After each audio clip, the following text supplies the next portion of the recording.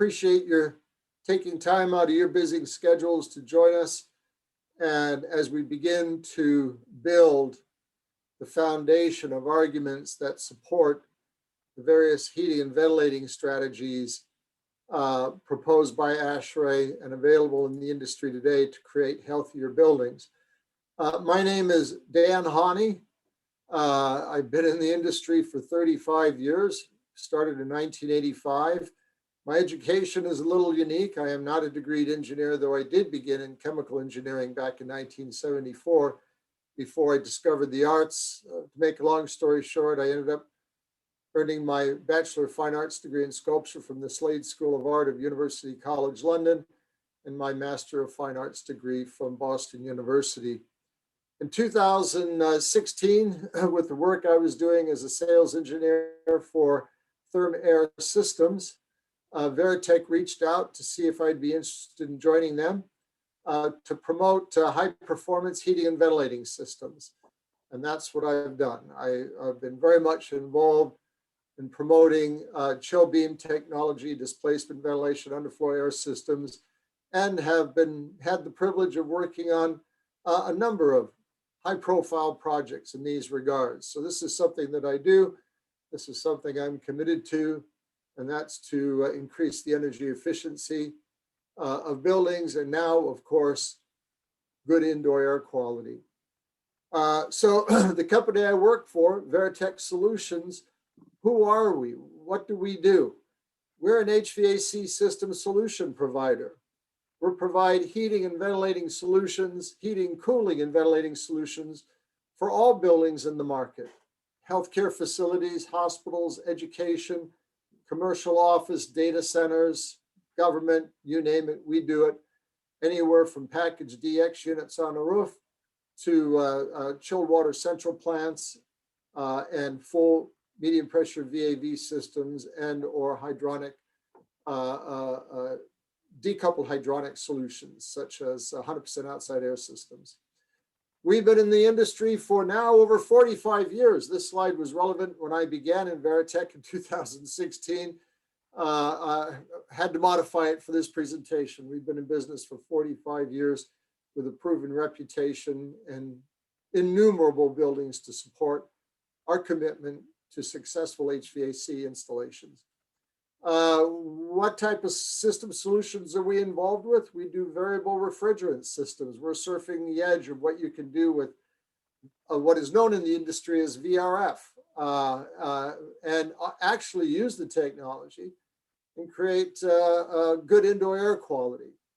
We can do mixed air VAV systems, packaged central plants, both air and water cooled designs.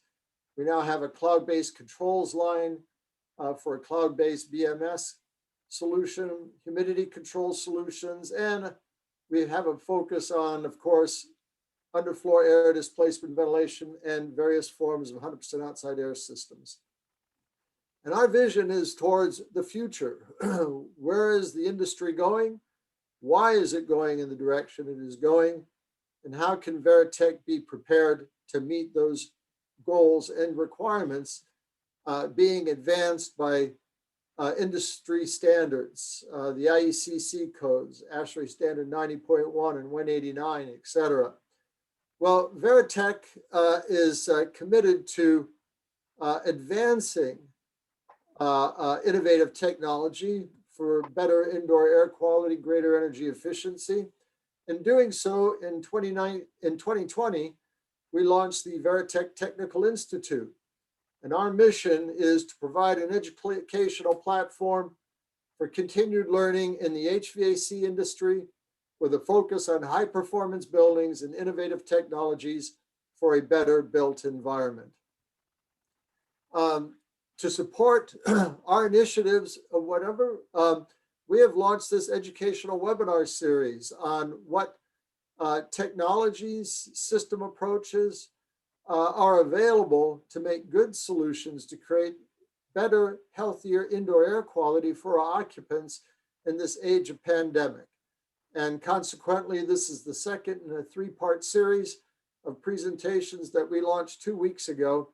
And we will be approaching other topics following from this such as ASHRAE standard 62.1 for improved indoor air quality through ventilation, meeting ventilation requirements.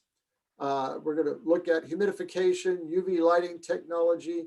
What is the status of needle point bipolar ionization, dilution and thermal stratification? And we're going to go right down to looking at integrated system approaches that would meet ASHRAE's Epidemic Task Force recommendations of taking a modal view of an HVAC system to provide layers of technologies to reduce the risk of spreading pathogens in the built environment.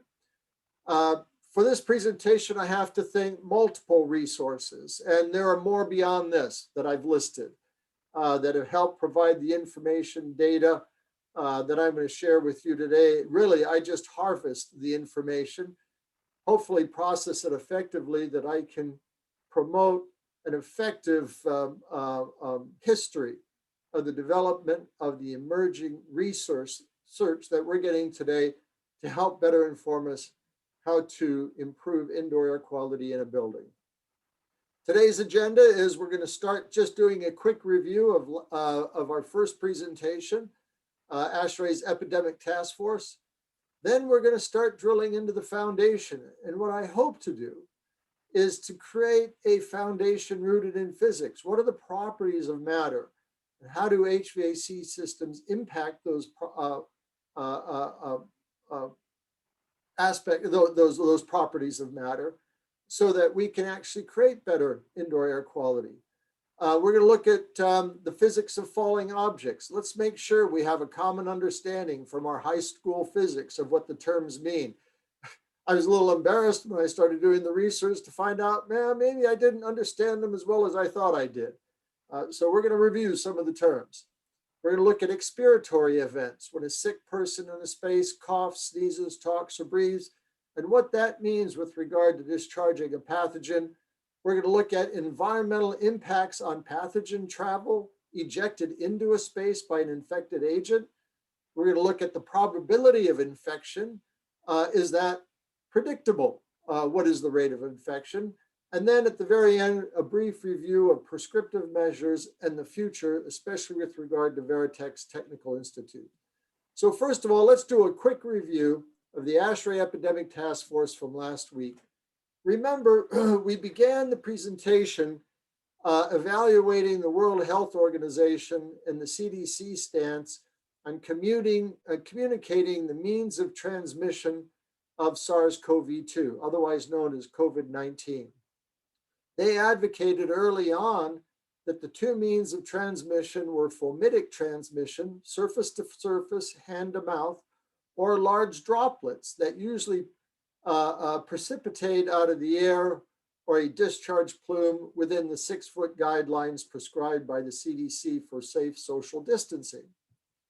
And part of the reason why they came to that conclusion is research that they relied on that was done back in the 1930s for a tuberculosis transmission study done by William Wells. And William Wells defined that in an ejected plume, there are 2 particle sizes, and there is a rate of evaporation that allows for particulate to precipitate out of the air and fall to the ground. And it was that research that helped the World Health Organization and the CDC come to define fomitic and close contact as the 2 viable means of transmission through droplet nuclei or aerosols. However, in October of 2020, the CDC changed its position. There was a significant pressure from around the globe by the scientific community, and in August, a letter was transmitted publicly that advocated the fact that SARS-CoV-2 could be transmitted as an aerosol. Consequently, on October 2nd, the CDC posted a notice that that COVID-19 can sometimes be spread by airborne transmission. Some infections can be spread by exposure in small droplets and particles that can linger in the air for minutes or hours. And these viruses may be able to infect people who are further than 6 feet away. This kind of spread is referred to as airborne transmission. After reviewing the history and the politics of the development of this emerging recognition that aerosolized SARS-CoV-2 can be a means of transmission, we went to the ASHRAE Epidemic Task Force so that we demonstrated how to navigate that site to find information you might need to understand better how to reopen buildings and create safer environments to reduce the spread of infection, and or how to design new buildings and what considerations should be kept in mind. What was compelling is that, to me, is that ASHRAE was aggressive in communicating back in April 2020 that spreading of SARS-CoV-2 as an aerosol was a very strong likelihood. We then covered the ASHRAE position document on infectious aerosols to set the groundwork that hopefully will lead in today's presentation. In paragraph 3.2, under ventilation and air cleaning strategies, the position document on infectious aerosols goes on to state, ventilation with effective airflow patterns is a primary infectious disease control strategy through dilution of room air. And that was back in April of 2020. And remember, the CDC did not acknowledge that until October 2nd. The document then goes on to say, however, it remains unclear by how much infectious particle loads must be reduced to achieve a measurable reduction in disease transmission.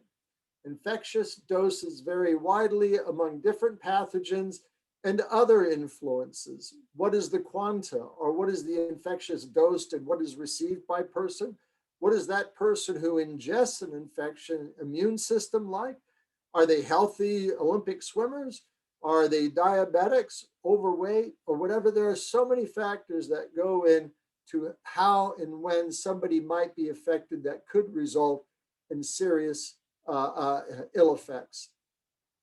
The executive summary of the position document goes on to say HVAC systems do impact the distribution and bioburden of, I'm sorry, I've got a screen in the way here, of infectious aerosols.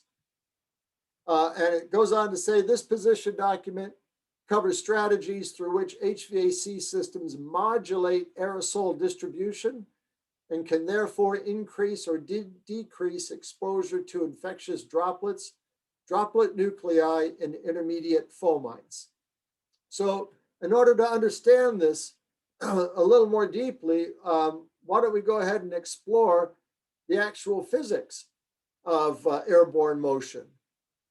Again, let's go back to ASHRAE's position document.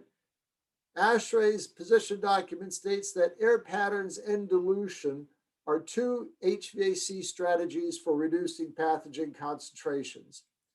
Understanding expiratory particle travel, or that is to say an infectious disease ejected into a space by an infected occupant, how that particle travel in a space will support HVAC designs to achieve pathogen mitigation goals. Consequently, the goal of this webinar is to understand how expelled pathogens move in a building and why. This webinar does not provide a definitive conclusion, I can assure you. There are many opinions out there, and I did the best that I could to draw from those resources I am aware of that are credible, proven, expressive voices on the topic in our industry today. So first of all, let's make sure we have a common understanding of the principles of physics. By the way, I'm falling on our good friend Newton's physics, laws of physics. Some of the concepts that Einstein helped innovate and whatever could be a little obtuse for today's presentation, and I'm confident I couldn't even speak on them adequately myself. So we're going to look at particle motion in the space based on Newtonian physics. And we need to make sure we understand what the term size means. Well, the Oxford Dictionary of English states that size is the relevant extent of something, a thing's overall dimensions or magnitude, how big something is. So the question is, if you have two objects of different sizes but equal mass, fall at the same acceleration rate, And in a vacuum, they will. However, in an environment filled with a gas, such as air, the answer is no. And the reason is the resistance of the gas beneath a falling object. The larger the object size, the greater the resistant force of displaced gas. That's for example, if you take a feather and a BB of the same weight but different surface areas, which will fall to the ground more quickly? And it'll be the BB, the particle with, or the object that has less surface area and consequently less resistance to the displaced air beneath it. Then we need to look at mass. Mass is defined as the quantity of matter which a body of defined magnitude contains. I remember this back in physics class. Mass does not equal weight. If you take two bodies of equal mass and put one on Earth and one on the moon will weigh 1/6 the weight of the mass on Earth because of the reduced gravitational force acting on that body due to the reduced size of the moon. So if you have two objects of different mass but equal size fall at the same velocity, do you have the same acceleration rate? In a vacuum, the answer is yes. And in an environment filled with gas or air, the answer is yes. And please understand that gravity is the force of attraction between objects of mass. So what do these terms mean with regard to a falling object? And certainly of the particle sizes we're looking at for today's presentation on the nature of pathogenic particles. Well, let's look at relative sizes. A human hair has quite a broad range of sizes depending on the genetic makeup of a person. It can range between 50 to 180 microns. A fine grain of beach sand is about 90 microns. A red blood cell, 7 to 8 microns. A coronavirus is approximately anywhere between 0.01 to 0.5 microns. Now, if we look at these particles in a steady state environment, we will note that size affects particle float time in the air due to air resistance between the falling object in the ground. So size is important here. We witness this phenomena, in fact, because the size of a particle and its mass affects its buoyancy. And the greater its buoyancy affects its float time. If you look at a droplet defined as a particle that's larger than 20 microns, it has a float time of, well, anywhere between an hour, 40 minutes to an hour. Larger bodies, such as 100 micron objects, and we're going to come to visit that size again later in this presentation, have float times of 6 seconds. If you look at a particle of 0 to 0.5 or aerosolized particle, you can have a float time of 41 hours. So particle size impacts float time of particles in a space. Well, what's the size of SARS-CoV-2? It's approximately 0.125 microns. And remember, less mass equals greater buoyancy and particle float time. Desiccated anhydrous virus can remain airborne for 72 hours or perhaps even longer. Well, this brings us to our final definition, because all of this hopefully will come together shortly. What is the definition of momentum? Momentum is defined as the quantity of motion, driving force of a moving body as a product of its mass and the speed at which it's traveling, otherwise known as its velocity. A body of greater mass moving at the same velocity as a body of lower mass has a greater driving force called momentum. And we need to keep this in mind as we begin to expand this presentation. So what is an expiratory event? What does that mean? And how are particles or pathogens ejected into a space? First of all, we're going to look at particles that are released into a steady state environment where there is no air turbulence within the space. However, particles within that space suffer from what is called Brownian motion. I'll never forget when I was studying chemical engineering to be somewhat surprised and amused by the fact that air was considered to be a fluid, and it is. And consequently, Brownian motion applies to air just as it does to liquids. Brownian motion is defined as the erratic, random movement of microscopic particles in a fluid as a result of continuous bombardment from molecules of the surrounding medium. So even if you have a steady state, you don't have a breeze, or you don't have somebody moving in a space, the air particles in that space are always moving. They're always in flux. Now, if you put pathogens into that space, they will subscribe to the same Brownian motion. And we'll use that as a baseline as we begin to introduce this concept of risk of infection. Today, an equation is being used widely to predict what the risk of infection might be in a space, and it's called the Wells-Riley equation. It was written in 1978 to model measles outbreaks in schools and to provide a simple and quick assessment of the infection risk. It is based on the probability of infection is based on the number of infected individuals in the space, the average breathing rate of individuals in the space, the quanta, which is the measure of infectivity of the dosage received. Then there's exposure time, and what is the airflow rate of the HVAC system. Many of these things we're going to come to visit again shortly. So if we look at pathogen expiration and motion in space, we look at how airflow moves particles in the space. Remember, it's not the air that moves the particles.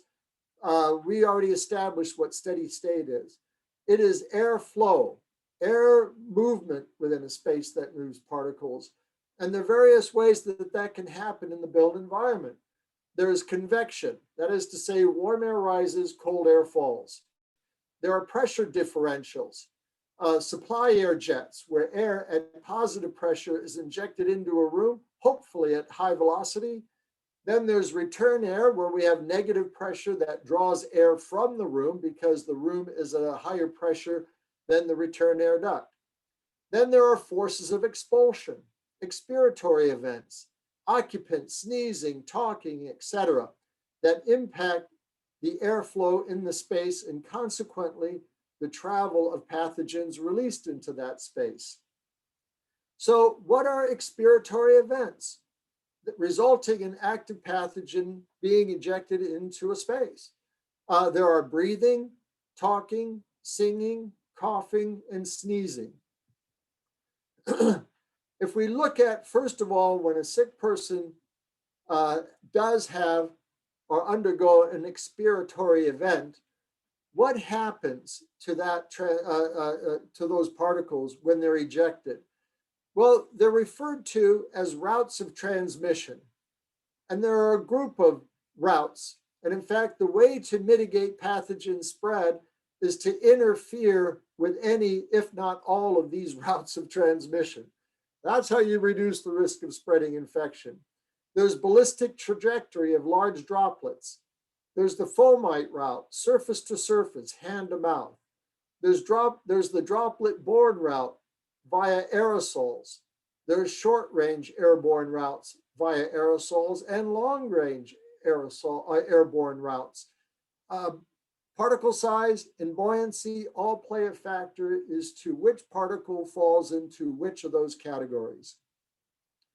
Again, let's go back and revisit particle size and float time. If we look at large droplets, they're defined as particles greater than 100 microns. And they are ejected when a sick person coughs or sneezes, and when they eject saliva and mucus droplets, those droplets are infused with the infectious agent, SARS-CoV-2, the virus, or even a germicide, a bacterial agent. Medium droplets are defined as 5 to 100 microns, and droplet nuclei or aerosols are defined as particles less than 5 microns.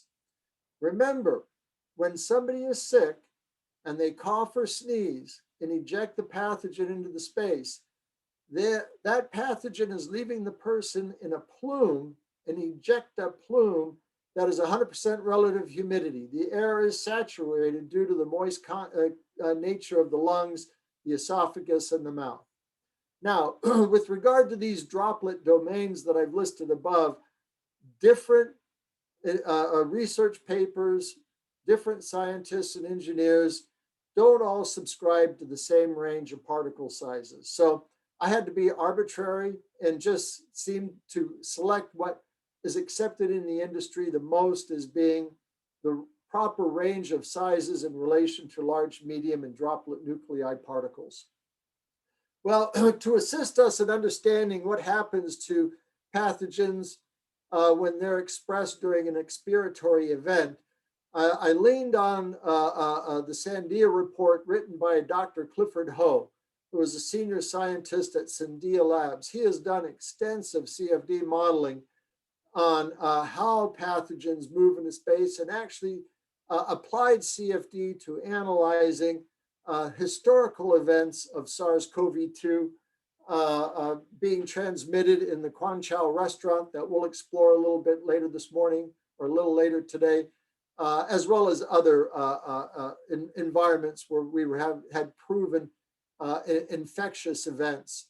So I thank Dr. Ho for his information. Dr. Ho goes on and gives an analysis of two means of expiratory events: common breathing and common talking. If you talking and breathing, just a normal day, just being in a room, results in droplet emissions of the size of about several microns to several tens of microns. So we're always ejecting particles into the space. And because of the lack of, because of the reduced force behind the act of breathing and talking, we see discharge velocities of 2.2 miles per hour. And pathogen concentration counts on the ejected droplets of 100 to thousands of particles.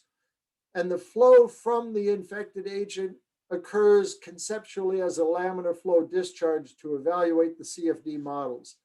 Talking actually increases these factors by 10 times more than we would see than breathing.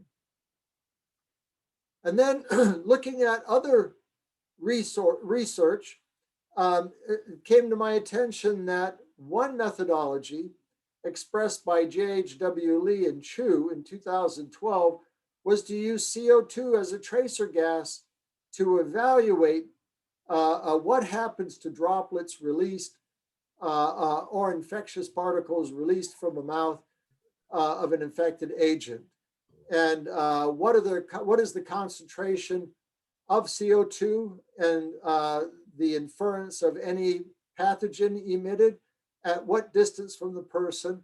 And you can see there's a radical drop off at 1 meter of distance, especially at 1.5 meter of distance. So some of the research now being used to evaluate how pathogen spreads from an infected agent is using CO2 as a tracer gas. Well, if we look at coughing, that has a different nature. If we look at coughing, when somebody coughs into an open room, the velocity is greatly increased of that ejected cloud or that ejected plume. We don't see a discharge velocity of 2.2 miles per hour. The discharge velocities fall in the realm of 21.5 miles per hour. And that has a different effect than this continuous cloud that the CDC guidelines seem to suggest we might engage. What happens is, because of a cough, larger particles, due to the higher velocity, have greater momentum, and they create this vanguard front, this vanguard wave that project out further than the residual smaller particulate behind it.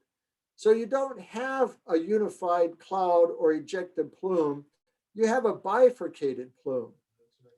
When you cough, you could have droplet sizes of less than 10 microns up to 20 microns. So they're significantly larger than what size of droplet you would emit when you were breathing or talking.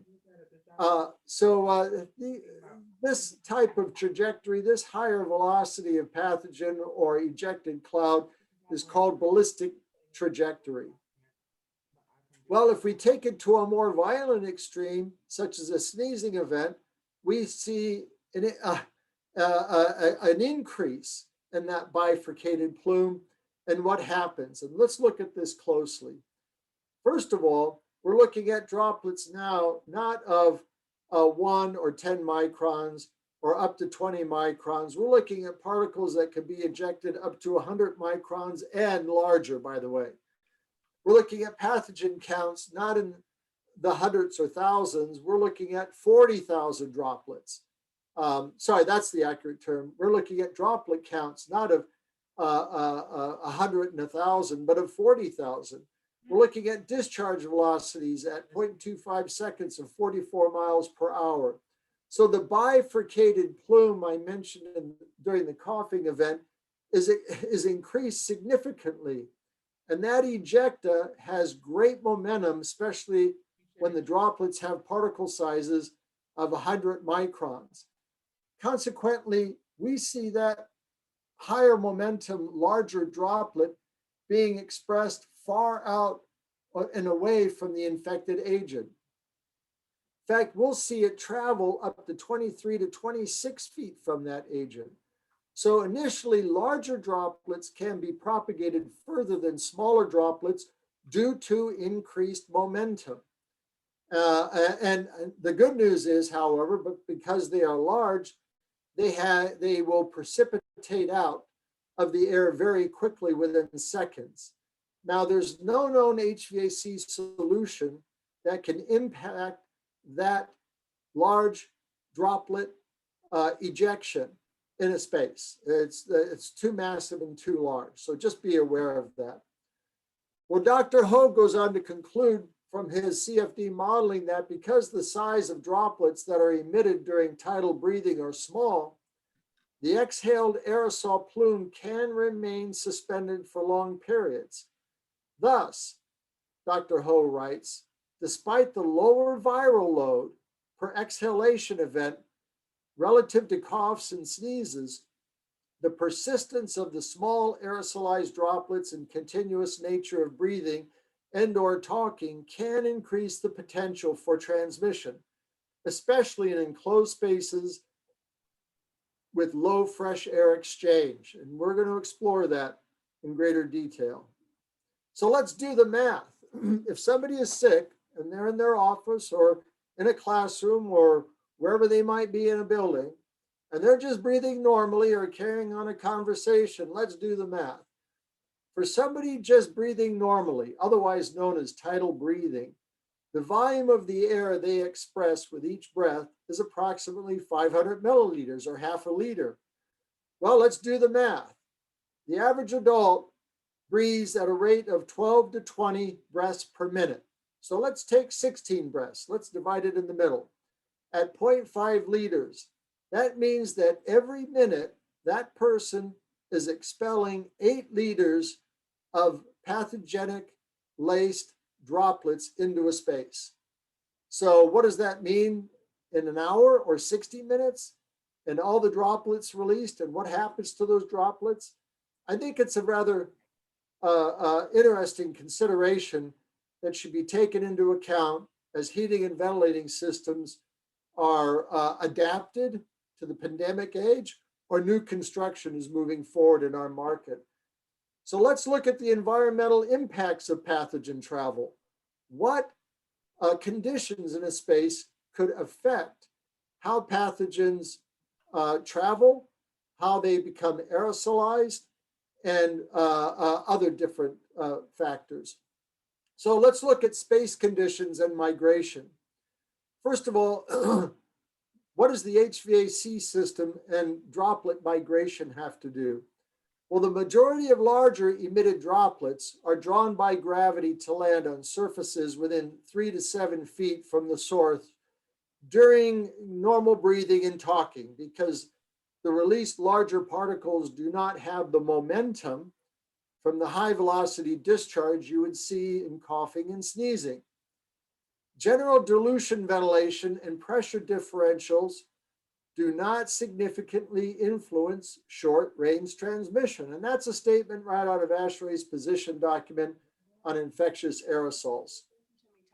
Room temperature impacts the formation of the ejected plume within the space. If you have a room set point of 75 degrees and an occupant temperature, hopefully of 98.6 degrees, but if sick, it could be more, 101, 102, I've heard of 103. Then the warmer the discharge plume or cloud, the more buoyant it is. And so you'll see a greater tendency for the small droplet nuclei, even medium droplets, to stay suspended longer if you have a higher temperature differential from the occupant, the infected occupant, and the room set point temperature. Humidity impacts travel of pathogen in the space. And the reason is that space humidity affects droplet desiccation rates. From Dr. Stephanie Taylor, a leading authority on infectious aerosols in the built environment, Dr. Taylor states, humidifying the indoor air to between 40 to 60% RH decreases the number of infectious particles in the air. And that's an important factor. In fact, there's a Stephen Welty paper for ASHRAE that advocates an ideal humidity range to reduce the risk of infection at 50%. We'll explore that during the humidification session coming up in the next couple of months. But Dr. Taylor's paper goes on to demonstrate that at 30% RH, the average droplet diameter is half a micron.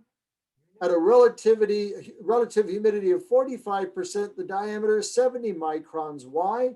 Because you do not have the rate of desiccation of the droplets that would allow free-floating aerosolized viruses to occur. So here are some charts that actually reflect the findings that I've stated that prove out the point that higher humidity in an environment lowers the desiccation rate in that environment, which means the evaporation of the moisture in the droplet that's serving as the vehicle for transmitting virus. And so that evaporation rate is reduced. The droplet maintains its size longer. It is consequently more massive and will fall to the ground sooner. Low humidity, however, has high droplet desiccation rates. Pathogen, as the droplet evaporates, becomes aerosolized or free-floating, and viral nuclei form less massive or more buoyant and will have longer float times into the space up to or beyond 72 hours. ASHRAE already advocates for ventilation or air velocity or airflow at the occupied zone, and has a recommended threshold of between 40 to 50 feet per minute at the occupant zone for thermal comfort reasons, but that serves well as well to help dissipate pathogenic plumes of the small and medium droplet sizes. Dr. Ho's paper offered this analysis that when you take somebody who coughs in a steady state quiescent room versus the event occurring per CFD modeling anyway, where that ejected plume undergoes a cross current of airflow at 50 feet per minute. Dr. Ho goes on to write, air crossflow conditions, the simulated aerosol plume was not able to propagate a distance of 3 feet or more in the direction of the cough before being dispersed by the air current. This supports the findings by Dr. Lee that we'll look at a little more closely that demonstrates that the greatest risk of infection is in a building. There are very few cases of SARS-CoV-2 that have been spread outdoors, unless somebody was in close contact with each other outdoors or whatever. But just walking around outdoors due to the cross-current airflows or whatever, that airflow seems to be very effective in dissipating expelled pathogenic laden clouds and consequently reduce the risk of infection. Let's look at a mixed air solution. This is our most predominant form of solution for conditioning a space. Let me try to find my mouse here. This is the ideal condition, creating a mixed air system. And we inject air at high velocity, 150 feet per minute out of the diffuser, to create a thoroughly mixed environment. However, does this actually occur? Well, let's take it conceptually, yes, perhaps it does. And it does to some extent. It works rather well. It's served us for decades. However, what we do find is that when we do CFD modeling today, with the room conditions we are now aware of, GLHN architects, I've discovered, has actually been doing CFD modeling of what happens to a space, what happens to particles in the space at 100% of flow. And we find that there are vortices that take place in a room depending on the geometric layout of the room and the occupants therein. So if somebody is sick and they eject pathogen into the space, the concentrations of pathogens can be locked into one of these vortices and stay in the room for far longer and not actually mix within the space. Now, if you take a mixed air system, a VAV system, and you go to part load, which is the condition that most VAV systems operate at, they don't operate at 100% flow unless they're at peak load. They operate at 70% of flow, 50% of flow. The discharge rate at the diffuser is reduced, thorough mixing is decreased, and any particulate within that room now falls into its own inherent discrete patterns, and you can have buildup of particles and pathogens within the space in relation to the return or exhaust grills. So this is something you need to be aware of. And I just wanted to bring it to your attention. There are strategies being applied today that look promising with regard to how best to handle airflow in the space to prevent the buildup of these vortices, and displacement ventilation is being looked at very closely. Instead of introducing air, low temperature at high velocity in the space to create mixing, air is poured into a space and a thermal gradient occurs in the room, 70 degrees at the floor, 75 at the thermostat, 80 to 85 degrees in the upper level room, depending on the room height. With this type of airflow gradient, air thermal gradient within the space, you can actually see a more guided flow of air. Anywhere there's a heat source in that space will have a convective thermal plume and draw air across it and up into the upper reaches of the room. So there's evidence to suggest that displacement ventilation should be evaluated a little more closely in order to break the cycle of pathogens entrained in vortice forces within a room that could be seen in mixed air environments, depending on occupancy location and furniture geometry. Please be aware that the Environmental Protection Agency has now come out with this statement on types of air distribution for a building. And it says nearly all schools currently use the mixed airflow method for distribution and dilution of the air within the occupied space. The designers should investigate a method called vertical displacement ventilation or thermal displacement ventilation. This approach successfully uses natural convection forces to reduce fan energy and carefully lift air contaminants up and away from the breathing zone. So I wanted to bring that to your attention today. So taking all of these factors into account, what are the probabilities of infection within a building? How can they be predicted? Well, again, we're going to lean on the Wells-Riley equation that provides a simple and quick assessment of infection risk. It is being used today to evaluate the potential for spreading infectious doses of SARS-CoV-2. Excuse me. Well, what is the risk of infection? Well, first of all, the findings, increase of infection usually occurs in buildings with poorly ventilated spaces. People understandably are a little concerned about eating indoors in restaurants, because is that restaurant, especially in the winter months when doors are closed, properly ventilated? Well, a term that you should be aware of is the term quantum, as defined by Buonanno, Stabile, and Moroska.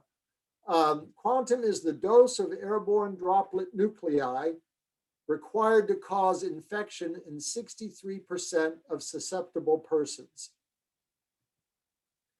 Well, if we look at the Guangzhou restaurant case, that this clearly demonstrates one of the first catalog events whereby the history of the occupants and their actions within a restaurant in Guangzhou, China, how resulted in an infectious event that one agent ended up infecting 9 others, not located within the 6-foot social or safe distancing guidelines prescribed by the World Health Organization and by the CDC. What happened in Guangzhou, China? There was one infected index patient here, and it was a family event. 10 family members were sitting at table TA. 3 people at table TB became infected, 2 people at table TC. None of the other people occupying other tables were infected. So what happened? Well, Dr. Ho and others ended up doing CFD modeling of the physical parameters of the restaurants, the actual performance criteria of the AC units serving the space. There was no outside air serving these air handlers. They were completely recirculatory. The ventilation or outside air was being provided by an open door to the restaurant. Consequently, in this bubble of airflow where the infection rates occurred over a period, I think it was of 2 hours, we find that the ventilation rates calculated to be at somewhere of approximately 0.57 to 1.02 liters per person. So that is very low. Well, Hugo Lee, Dr. Lee, offered this observation: non-long-range airborne infection turns to long-range airborne in poorly ventilated spaces. This is some of the findings and arguments that has helped craft the language of ASHRAE's Epidemic Task Force in advocating for a minimum of validating that the outside air meets ASHRAE Standard 62 minimum outside air prescription values, and if possible, even more.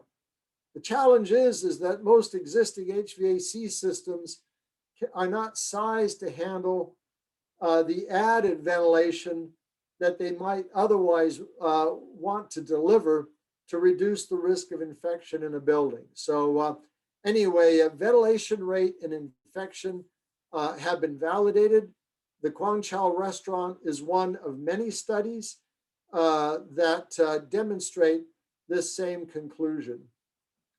Dr. Lee's ventilation recommendations are these: ventilation less than 3 liters per second leads to long-range aerosol infection, but greater than 8 to 10 liters per second per person probably do not lead to long-range aerosol infection. He goes on to state, oh, and by the way, this study was done in July of 2020. Maybe there is research available now, I don't know. But when Dr. Lee wrote the paper, there was no data analyzing ventilation rates of between 3 to 8 liters per second.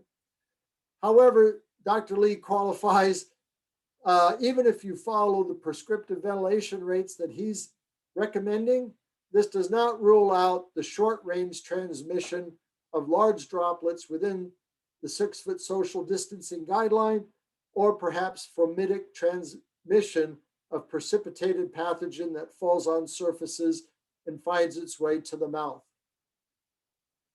So what prescriptive measures are we looking for and the future? Well, just quickly, as we're running out of time, we're going to look at this. I would advocate leaning on ASHRAE's position document. Make yourself acquainted with the Epidemic Task Force website. They're continually updating it with new findings, reports from new research, and it's a living organic document. And so, and they'll also notify you when updates are coming out. But paragraph 3.2 on ventilation and air cleaning strategies recommends evaluating air distribution patterns in the space. Well, we demonstrated that when we looked at mixed air systems and what could possibly happen in a mixed air system depending on diffuser and return grill layouts in a space. Look at differential room pressurization. What about personalized ventilation? Does underfloor air make sense? What about source capture ventilation within a cubicle so that somebody has their own dedicated exhaust vehicle? Filtration in the system is proving to be an important factor in reducing concentrations of pathogen. Controlling temperature and humidity for reasons expressed, and also using ultraviolet germicidal irradiation as an ASHRAE advocated proven technology to neutralize and deactivate active pathogens. So Varitec, we're going to continue to stay committed to staying as updated as we possibly can and understand the development of these technologies, to try to harvest whatever conclusions most current research is offering and make them available to the public. And we're going to continue to do so throughout our webinar series in 2021. Following on today's presentation and recognizing why ventilation is important, in 1 month's time, Kelly, I think it's March 24th, isn't it? No, I'm sorry, March 17th. We are having a distinguished lecturer from ASHRAE present on ASHRAE Standard 62.1, 2019. I heard Dr. Ho present, or I'm sorry, Dr. Bohannon present, about 6-7 years ago, and he's a very impressive fellow, and we've spoken, and we're going to look at ASHRAE 62.1 in the age of pandemic. So that should be an interesting presentation.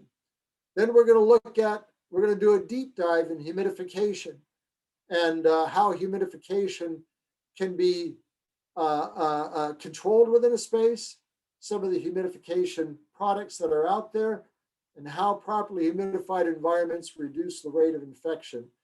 We're going to look at UV light technology. We're going to explore needlepoint bipolar ionization. We're going to look at dilution and thermal stratification, taking an expanded view of ASHRAE's air pattern recommendation for buildings. Then we're going to look at, again, pathogen migration and HVAC system design concepts, and then explore what standard 90.1 and standard 189 are saying with regard to energy efficiency. There's a double benefit for improving your indoor air quality, because a side impact is most of the solutions can offer higher efficient heating and ventilating systems to reduce the month-to-month power consumption of a building. And then we're going to expand on from there into 100% outside air systems. Why would we return any air back to the building at all if we apply these technologies prudently? So that is all coming forward. So with that, are there any questions? There are no questions in the chat. So if you do have any questions, you can go ahead and type them in now, or you can take yourself off mute and ask them.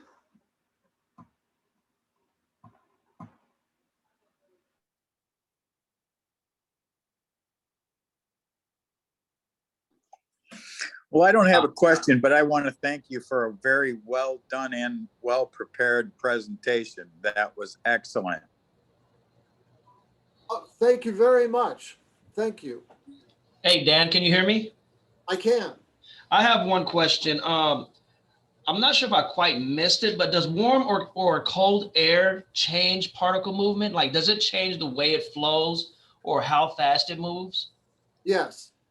If the particle is in a plume or a cloud that is of a higher temperature than the room air temperature or room set point, that cloud is more buoyant because it's warmer and the forces of convection take over. Warm air rises, cold air falls. So yes, Okay. yeah, Okay. yes, absolutely. Temperature impacts the geometry of an expelled plume.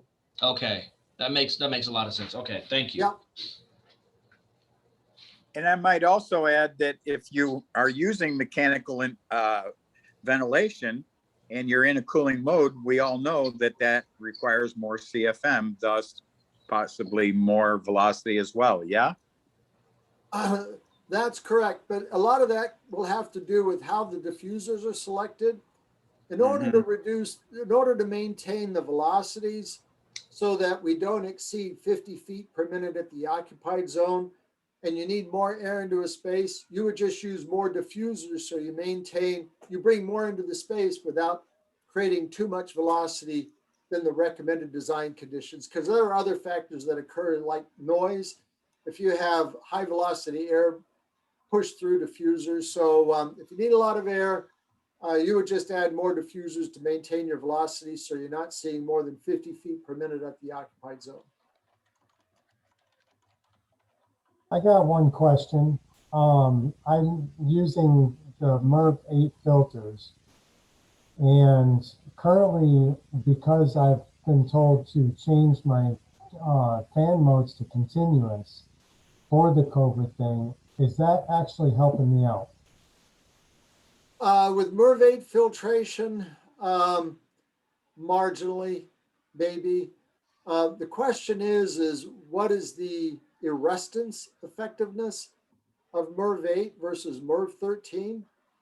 And this is what I would like to make you aware of. MERV 13, that is the minimum filtration requirement recommended by ASHRAE, has an arrestance effectiveness of less than 50% of particles less than 0.3 microns.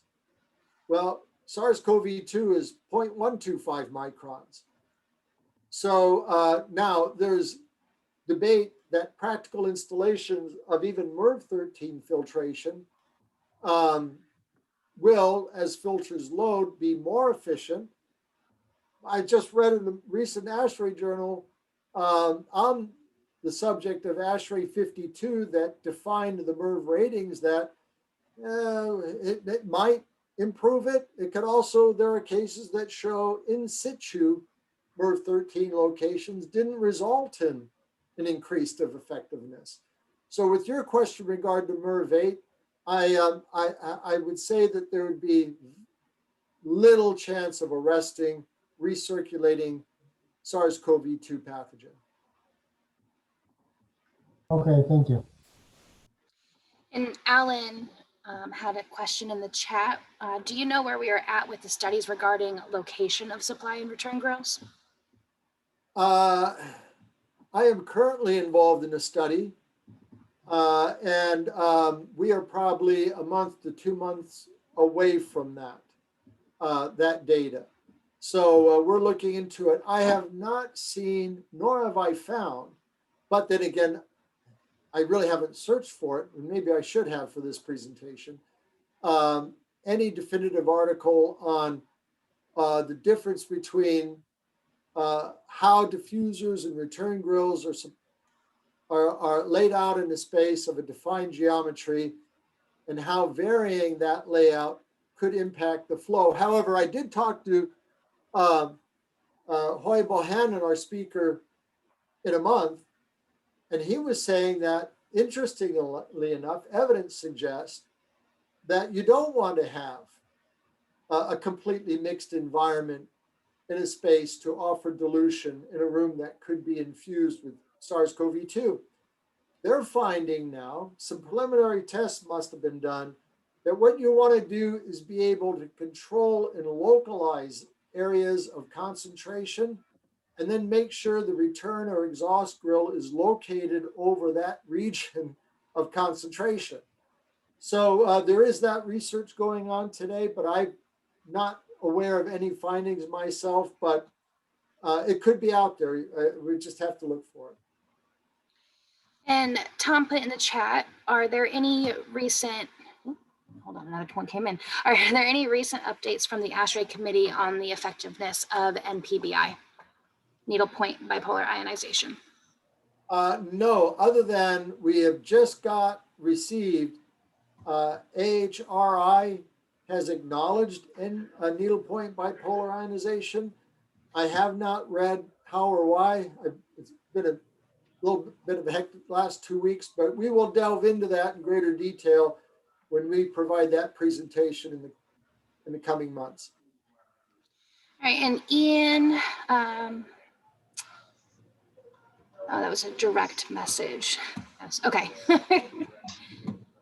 All right, if anybody else has any questions, again, in the chat or come off mute.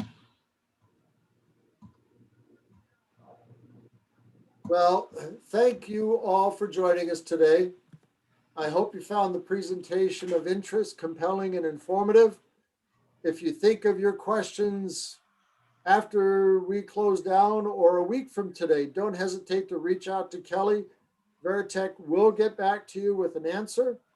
If you have others who you think might be interested in seeing the presentation, then Kelly will be posting it on Varitec's website and make it available. Kelly, can you tell us a little bit about how they might access that?